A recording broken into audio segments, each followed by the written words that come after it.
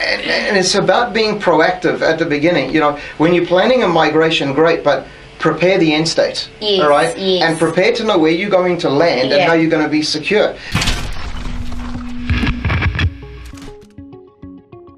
So we talked about the right people on the job.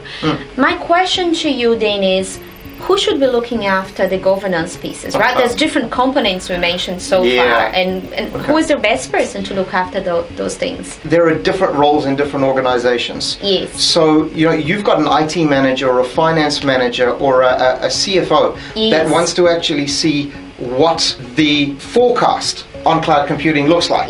All right? And they want to be alerted if there's any type of overspend. All right? Then you've got the IT manager as well, who maybe wants to see how many servers have I got, how much of this, how much storage am I using, that kind of thing. Then you've got your security and risk guys, all right, who need to see the security compliance piece. So it's about being able to provide the right information to the right people at the right time. Okay?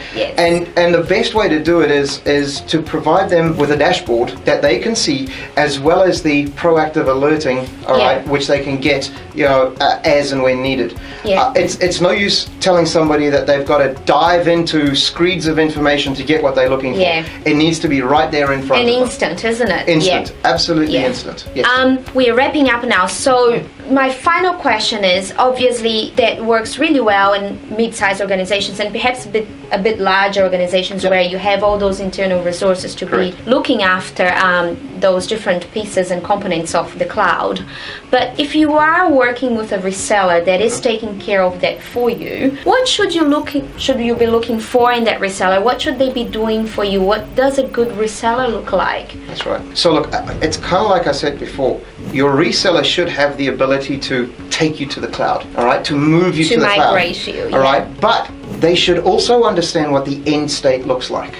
All right, and they should also be able to go, well, okay, hold on a second, all right, this is what it's going to look like in a year's time. You know, we've got one organization that put a business case to go to cloud, and using the right policies and processes stayed over 2 years within 99.7% of their original business case. Wow. Because the right policies were there. So it's about understanding, so you're going to do a business case, you're going to migrate, you're just going to go to the cloud, all right, you know, ask your IT reseller, what does the end state look like? How are you going to show me how much I'm spending? How are you going to forecast my spend? How are you going to show me how many assets I've got there? How am I going to set up alerts that I know if there's going to be overspent?